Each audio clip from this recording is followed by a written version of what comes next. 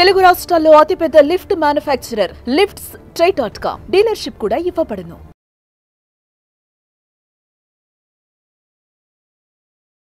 Hello Anwar గారు. Hi sir. ఈ వీడియోలో ఏం చెప్తున్నారు? సో ఈ వీడియోలో సార్ మనం ఎప్పుడు కూడా అంటే ఎటువంటి ఎలా ఉండాలి, ఎలా ఉంటే మనం మేనిఫెస్టేషన్స్ అవుతాయి అనేది, అండ్ మేనిఫెస్టేషన్ అయ్యే వాళ్ళు ఎవరైనా ఉన్నారా? సో ఈరోజు సార్ విపరీతంగా అండి, లాస్ట్ టైం మనం 5th బ్యాచ్లో అయితే వచ్చిన వాళ్ళందరికీ రిజల్ట్స్ వచ్చాయి. ఒకసారి వాళ్ళు కూడా చూద్దాం సార్. లా ఆఫ్ అట్రాక్షన్ చెప్పి ఇంకో వన్ మోర్ పవర్ఫుల్ సీక్రెట్ ఏంటంటే ఆకర్షణ సిద్ధాంతం. జనరల్ గా సార్ న్యూస్ అయిపోయిన తర్వాత ఇప్పుడు ముఖ్యాంశాలు అంటారు కదా. సో ఇప్పుడు నేను ఈ వీడియోలో ఆకర్షణ సిద్ధాంతం చెప్పే అతి ముఖ్యాంశాలు చెప్తానండి. So first thing, law of attraction use చేసి you can heal your life. మనల్ని మనం సెల్ఫ్ హీల్ చేసుకోవచ్చు అండి. చాలా మంది ఏంటంటే ఒక డబ్బుకే లా ఆఫ్ అట్రాక్షన్ అనుకుంటారు. మీ హెల్త్ మీరు బాగు చేసుకోవచ్చు, రిలేషన్షిప్ బాగు చేసుకోవచ్చు, కెరియర్, వెల్త్ ఇలాంటివన్నీ.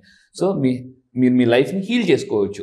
అండ్ రెండోది ఏంటంటే రీసెర్చ్ ఏం చెప్తుందంటే మనకు వచ్చే జబ్బులన్నిటికీ మూల కారణం మన యొక్క మెంటల్ ప్యాటర్న్స్ అండి. నేను ఆశ్చర్యపోయాను అనమాట. లూయిస్ హేన్ ఒక ఆవిడ దీని మీద ఆల్మోస్ట్ 23 years రీసెర్చ్ చేసింది. నాకు 7 years of experience law of attraction. 23 years one of my coach అసలు చేసి ఆవిడ ఏమందంటే మనిషికి వచ్చే జబ్బులు మెయిన్గా కారణం వాళ్ళ యొక్క మెంటల్ ప్యాటర్న్స్, మన మైండ్లో ఉండే ప్యాటర్న్స్ అండ్ బిలీఫ్స్ వల్ల వస్తాయండి. అయితే ఆవిడేమన్నదంటే మీ జీవితంలో జరిగే అన్నిటికీ మీరే కారణం. ఫస్ట్ ఆఫ్ ఆల్ బ్లేమ్ చేయడం మానేయండి. దీన్ని జేసీబీ అంటారండి. జేసీబీ అంటే సో మన వాళ్ళు అందరూ చెప్పకండి సార్ జేసీబీ అంటే ఆ జేసీబీ కాదు. సో ప్రొక్లైనర్ ఆ జేసీబీ కాదు.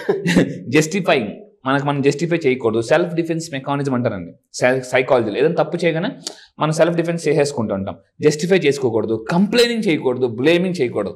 మార్నింగ్ లేచిన నుంచి మనం ఎంతసేపు ఎలా ఉంటామంటే మనం చెయ్యప్పుడు అలాగే ఉంటుంది. ఎవరిని అలా పాయింట్అవుట్ చేస్తూనే ఉంటాం. సో దాన్ని పాయింట్అవుట్ చేయకూడదు ఫస్ట్ ఆఫ్ ఆల్. అండ్ ఇంకోటి ఏంటంటే చాలామంది ఎలా ఉంటారంటే సార్ నేను ఉండాల్సినంత బాగా లేను, నేను అనుకున్నంత సక్సెస్ ఇంకా తీసుకోలేదు, నేను అవ్వాల్సినంత సక్సెస్ అవ్వలేదు, నా క్వాలిఫికేషన్, నా ఎడ్యుకేషన్ ఏంటి, నా బ్యాక్గ్రౌండ్ ఏంటి, నా హార్డ్ వర్క్ ఏంటి, నేను ఈరోజు ఏంటి ఎలా ఉన్నాను అని చాలామంది ఫీల్ అవుతారటండి. అంటే ఎప్పుడైతే వీళ్ళు ఇలా ఫీల్ అవుతుంటుంటారో లో ఫ్రీక్వెన్సీలో ఉంటారండి. లో ఫ్రీక్వెన్సీ ఉన్నప్పుడు ఏం చేస్తారంటే చుట్టూ తెలియకుండానే లో ఫ్రీక్వెన్సీ సిచ్యువేషన్స్ని అట్రాక్ట్ చేస్తుంటారు. సో దయచేసి మీరు ఈ ఫీలింగ్లో ఉండకండి, ఈ ఫ్రీక్వెన్సీలో ఉండదు. నేను ఉండాల్సినంత బాగా లేను అని అనుకోకూడదటండి. సో అండ్ ఇంకోటి ఏంటంటే ఈ 4 ఉండకూడదండి. ఎవరి లైఫ్లో ఈ 4 ఉంటాయో వాళ్ళకి ఎప్పుడు సమస్యలేనండి. వాళ్ళ చుట్టూ ఎప్పుడు కూడా జనరల్గా మనకి మ్యాథ్స్ పుస్తకంలో అయితే అన్ని ప్రాబ్లమ్స్ ఉంటాయి. ఎవరికైతే ఈ 4 గుర్తుపెట్టుకోండి. కోపం, మీరు కోపంతో ఉన్నారా, మీరు మీ లైఫ్లో కోపంగా ఉండే పీపుల్ని అట్రాక్ట్ చేస్తారు, సిచ్యువేషన్స్ని అట్రాక్ట్ చేస్తుంటారు అనమాట. తెలియకుండానే ఏదో సిచ్యువేషన్ జరిగిపోద్దండి, కోపపడే సిచ్యువేషన్ అనమాట. అండ్ విమర్శ చేయకూడదు ఎట్టి పరిస్థితుల్లో. అపరాధ భావం అంటే గిల్టీ ఫీలింగ్ అనమాట. ఇప్పుడు జనరల్గా సార్ మనం ఎవరైనా ఒక పెద్ద సెలబ్రిటీస్ని చూడగానే వాళ్ళని ఇలా చూస్తూ లైఫ్ అంటే వాడిదే మావా, లైఫ్ అంటే ఆడిమా, మనదేం లైఫ్ మా అని ఎలా అయితే గిల్టీగా ఫీల్ అవుతుంటారో దానివల్ల కూడా లా ఆఫ్ అట్రాక్షన్ చెప్పేది అంటే ఎవ్రీథింగ్ ఈజ్ ఎనర్జీ. మీరు ఎనర్జీ, నేను ఎనర్జీ, మీరు గొప్ప, నేను గొప్ప అనే ఫీలింగ్లో ఉండాలండి లా of attraction. Everybody is great. ఎందుకంటే పొలిటీషియన్ చూసి చాలా గొప్ప అనుకుంటాం, కానీ మనం ఓట్లు అయిపోతే వాళ్ళు ఉంటారా? లేదు. సో వాళ్ళు గొప్పే, మనము గొప్పే. జనరల్గా సెలబ్రిటీని చూసి వాళ్ళు గొప్ప అనుకుంటాం, మనం సినిమా చూడడం బట్టే కదా సెలబ్రిటీ అయ్యారు. సో మనము గొప్పే, వాళ్ళు గొప్ప ఫీలింగ్తో ఉండాలని. ఈ ఆకర్షణ సిద్ధాంతం ఏం చెప్తుందంటే మీరు ఎవరికన్నా తక్కువ కాదు, మీరు ఎవరికన్నా గొప్ప కాదు. So we are all equal energy. So ఈ 4 మీరు భయం ఉండకూడదండి. అయితే నేను ఈ 7 days క్లాస్కి వచ్చిన తర్వాత ఏం చేస్తున్నానంటే చాలా మంది భయంతో వస్తున్నారు అనమాట. కొంతమంది అయితే చలో ఒక రాయేద్దాం, ఇన్ని రాలేసాం కదా, ఈ కోర్స్ కూడా వేద్దాం అని చెప్పేసి భయంతో వచ్చిన వాళ్ళు కూడా ఉన్నారు. నేనేం చేస్తున్నాను, ఆ భయాన్ని తీసేసి జయాన్ని యాడ్ చేస్తున్నాను. సో ఇలాగా చాలా మంది అందుకే మేనిఫెస్టేషన్స్ అయిపోతారు సార్. భయంతో ఏది చేసినా మేనిఫెస్టేషన్స్ అవ్వవు. మళ్ళీ చెప్తున్నానండి. సో అండ్ మీరు నాకు నిజంగా చాలా బాగా నచ్చింది ఏంటంటే ప్రతి మనిషి బాడీలో మోటివేషన్ నిలబడాలి అని అంటే ఫస్ట్ కోపం ఉండకూడదు, తర్వాత విమర్శ ఉండకూడదు, అపరాధ భావం ఉండకూడదు, భయం ఉండకూడదు. ఇప్పుడు అన్వర్ గారు చెప్పేటువంటి మాట సబ్జెక్టు మీ మైండ్లో కానీ బాడీలో కానీ ఉండాలి అన్నా కూడా డెఫినెట్గా వాటి మీద మనం ఫోకస్ చేయాల్సినటువంటి అవసరం ఉంటుంది. కోపం, ద్వేషం, అసూయ ఇటువంటి విషయాలు ఎప్పుడైతే మీ బాడీలో నుంచి రిమూవ్ చేస్తారో అప్పుడు మాత్రమే ఏ మోటివేషన్ నిలబడుతుంది. అండ్ దానితో పాటు డబ్బుకు సంబంధించినటువంటి సబ్జెక్ట్లో మీరు దూసుకు వెళ్ళిపోవాలి అని అంటే లా ఆఫ్ అట్రాక్షన్ త్రూ ముందుకెళ్ళాలి అని అంటే అన్వర్ గారు చెప్పినట్లు అవి మాత్రం డెఫినెట్గా ఉండకూడదు. సమస్యలు వచ్చాయి, వాటి వల్ల వచ్చాయి. అంతే సార్. నాకు చాలా బాగా నచ్చిందండి ఇది. నిజంగా నేను పర్సనల్గా కూడా నేను బాగా బిలీవ్ చేస్తాను వీటిని. Exactly sir. Thank you so much Anwar garu. Thank you sir. మీరు ఒక మాట అన్నారు దూసుకుపోవాలని. నేను మళ్ళీ చెప్తున్నానండి, నా ట్రైనింగ్కి వస్తే సర్దుకుపోవడం కాదు దూసుకుపోవడం ఎలా చెప్తానండి. సో చాలా మంది చెప్పే సెషన్స్ చెప్తాను, సర్దుకుపోవద్దు లైఫ్. చాలా మంది ఏమంటారంటే, నాయన మనం మిడిల్ క్లాస్ పర్సన్స్ నాయన, మనసు ఎంత ఉంటే అంతే కాల్ చెప్పాలి. సర్దుకుపోవద్దండి, దూసుకుపోవడం ఎలా అనేది నేను 7 days క్లాసెస్ నేర్పిస్తాను. మనలో అందరూ ఇప్పుడు ATMs అయిపోయారు సార్. ATMs అంటే ఎప్పుడు ATMలో ఎలా అయితే డబ్బు ఉంటుందో మన వాళ్ళ దగ్గర ఎప్పుడు డబ్బు ఉంటూనే ఉంటుంది అనమాట. అయితే నేను కోపం గురించి ఎగ్జాంపుల్ చెప్తానండి. ఒక అతను ఇంట్లో సడన్గా కోపడ్డాడు వాళ్ళ వైఫ్ మీద. ఇప్పుడు ఏమవుతుంది, లా ఆఫ్ అట్రాక్షన్ ఏం చెప్తుందంటే, మీరు ఏ ఎమోషన్తో ఉంటారో ఆ ఎమోషన్స్ నా రోజంతా అట్రాక్ట్ చేస్తుంటారు. అతను ఇంట్లో వైఫ్ మీద కోపడ్డారు. సడన్గా ఆఫీస్కి వెళ్ళినప్పుడు వెళ్ళే దారిలో ఏమవుతుందంటే, ఏ యాక్సిడెంట్ అవ్వచ్చు, వేరే వాళ్ళు వచ్చి గుద్దివచ్చు. ఎందుకు?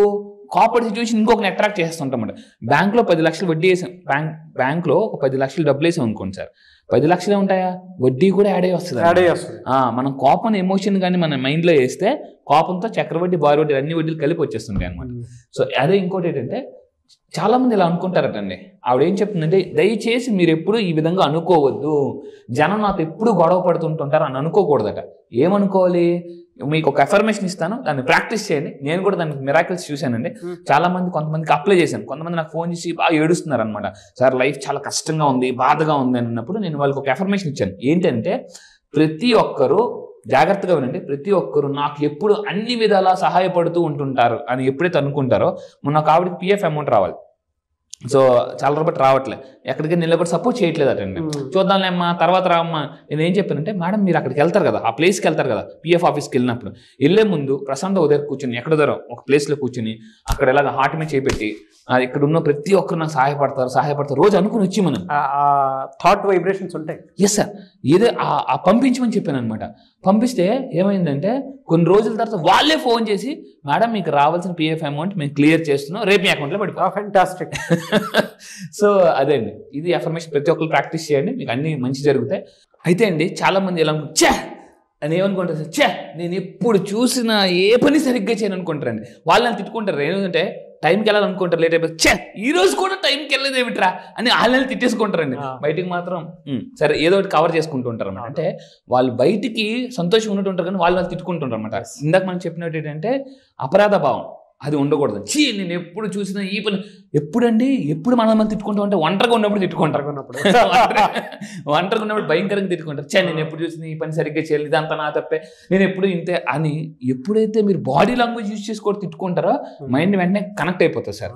సో అదే. అండ్ ఇంకోటి అంటే, ఇలాంటి వాళ్ళందరూ ఏం చేయాలంటే, ఒక అఫర్మేషన్ ఇస్తున్నాను, నేను అందరినీ ఇష్టపడతాను, అందరూ నన్ను ఇష్టపడతారు. మళ్ళీ చెప్తాను, ప్రతి అఫర్మేషన్ ఎప్పుడైతే బాడీ లాంగ్వేజ్ యూజ్ చేసి ట్రై చేస్తారో అది అద్భుతంగా కనెక్ట్ అయిపోతుంది సబ్ కాన్షియస్ మైండ్కి. సో ఈ అఫర్మేషన్ చేయడం వల్ల కూడా ఏంటంటే, ఈవిడ ఏం చెప్తుందంటే, ఎప్పుడైతే అఫర్మేషన్ చేస్తారటండి, మీ ఇంట్లో మీ లైఫ్ పార్ట్నర్ కూడా మిమ్మల్ని ఇష్టపడడం మొదలు పెడతారట.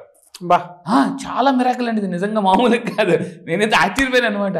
ఇలా కూడా జరుగుతుంది. ఎందుకంటే మన దగ్గరకు ఒక క్లయింట్ వచ్చారండి, వాళ్ళ వైఫ్తో కొంచెం డిస్ప్యూట్ అవుతున్నాయి.